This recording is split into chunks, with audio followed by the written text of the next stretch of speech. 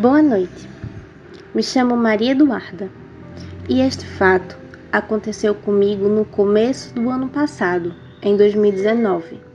Era janeiro, minhas férias da faculdade. Tenho 23 anos e moro no centro de São Paulo. Eu queria muito visitar os meus avós maternos, que moram no interior de São Paulo, numa cidadezinha bem afastada e pacata, composta por muita área verde, sítios e chácaras. Meus avós possuem um pequeno sítio, onde criam galinhas e cães, pois meu avô é muito apaixonado por cachorros. Eu estava morrendo de saudade deles, então fui com duas primas, a Letícia e a Fabiana, visitar nossos avós. Chegamos na sexta-feira por volta do meio-dia e foi a maior festa. Fomos muito bem recepcionadas por nossos avós que não nos viam há um bom tempo. Meu avô tinha insistido para que fôssemos nas férias de julho, mas eu bati o pé e disse que iria naquelas férias. Passamos o dia nos divertindo. Nossa avó preparou vários quitutes para nós, mas eu percebi algo diferente em meu avô. Algo o estava incomodando e vi que ele estava consertando o galinheiro. Perguntei a ele se estava tudo bem. Ele disse que estava preocupado com um animal que estava atacando as criações dos sítios. Eu perguntei para ele que animal era esse. Ele respirou fundo e disse que não sabia, mas falou para eu não me preocupar com isso e falou que eu aproveitasse, pois ele estava muito feliz em nos ver.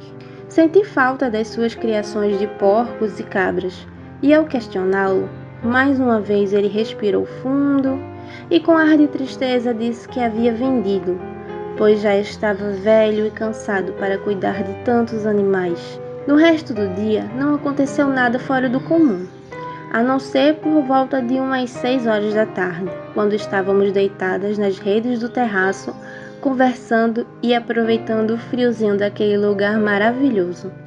Até que nosso avô cortou o nosso barato. Mandou que entrássemos, pois já estava tarde. Minha prima Fabiana comentou: "Nossa, o vô tá ficando rabugento. 6 horas nem é tarde." Mas concordamos e entramos. Ele trancou a velha e grossa porta de madeira, depois colocou 2 barras de ferro presas com parafusos nas pontas e 2 grandes cadeados. Fez a mesma coisa na porta da cozinha. Ficamos assustadas e minha prima perguntou se naquela região estava havendo assaltos. E minha avó, com um olhar desolado, disse: "Não, querida, não somos assaltados por aqui." Depois do jantar, ficamos sem ter o que fazer. Como lá não tem internet, Wi-Fi e o sinal do 4G era péssimo, deixamos nossos celulares de lado. Inclusive, o meu descarregou dentro da mochila, para meu azar. Por volta das 9 horas da noite, meus avós foram dormir. E nós ficamos na sala vendo novela e conversando sobre namorados e faculdade. Quando deu quase meia-noite, eu e Fabiana continuávamos conversando, enquanto Letícia dormia no sofá. Os cães do meu avô dormiam dentro de casa. Eram 4 vira-latas e um pastor alemão muito bem tratados. Foi então que começamos a ouvir barulhos pelo terreno da casa. E os cães começaram a chorar baixinho e foram todos para debaixo da mesa. Eu pensei em chamar meu avô, mas quando fui procurar por ele, ele já estava acordado. Mandou irmos para o quarto e disse que aquilo eram raposas. No sábado pela manhã, acordamos tarde. Passamos a madrugada quase toda conversando e vira e mexe se ouvia um barulho vindo do terreno.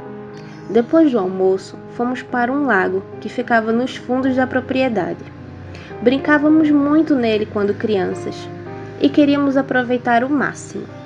Passamos a tarde toda lá e por volta das 5 horas, meu avô chegou e disse que deveríamos voltar para casa antes das 6 horas da tarde.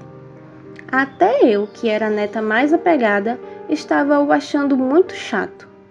Então voltamos para casa, nos arrumamos e fomos jantar. E mais uma vez ficamos vendo novela e jogando conversa fora.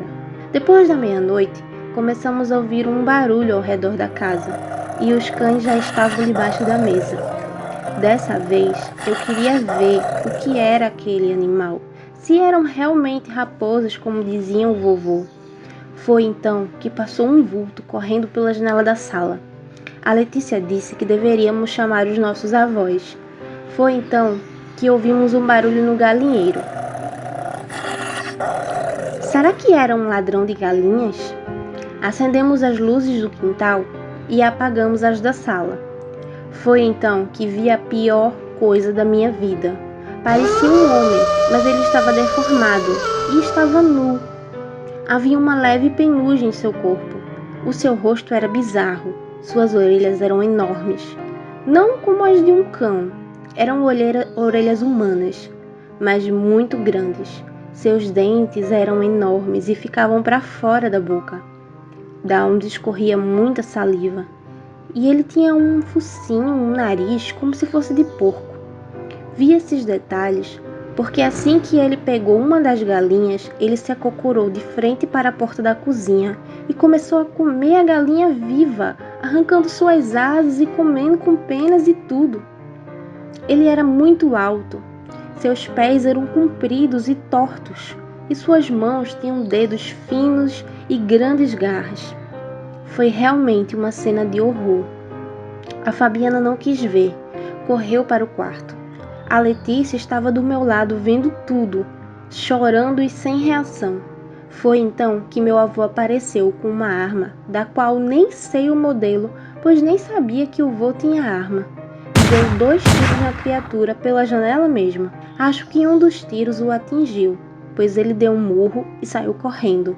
Depois ele deu um longo e medonho uivo. Meu avô nos mandou para o quarto para dormir. Mas quem disse que conseguimos dormir? A imagem da criatura despedaçando a pobre galinha não saía das nossas cabeças. A Letícia não parava de chorar. A avó até fez um chá de valeriana, mas não adiantou muito. Enquanto tomávamos o chá, ela explicou que fazia pouco tempo que um homem estranho havia se mudado para a vizinhança. E depois disso, essa criatura começou a aparecer e aterrorizar os sítios e chácaras da vizinhança. Mas ela disse que não precisaríamos nos preocupar, pois pelos tiros que nosso avô deu, a criatura deveria estar longe. Bem, quando chegou o dia de voltarmos para casa, eu insisti para que os meus avós vendessem aquele sítio e comprassem uma casa no centro, perto de nós, mas meu avô disse que nasceu na roça e que na roça morreria. Pedi para que ele tomasse cuidado e que nos avisássemos se acontecesse alguma coisa. Da última vez que falei com minha avó, ela disse que o homem estranho havia sido encontrado morto, com várias marcas de bala e sem roupa dentro da mata, e que aquela criatura não havia aparecido mais. Infelizmente, nem eu nem minhas primas conseguiram filmar ou tirar foto, pois na hora o medo paralisa e você não consegue ter reação nenhuma. Obrigada e boa noite.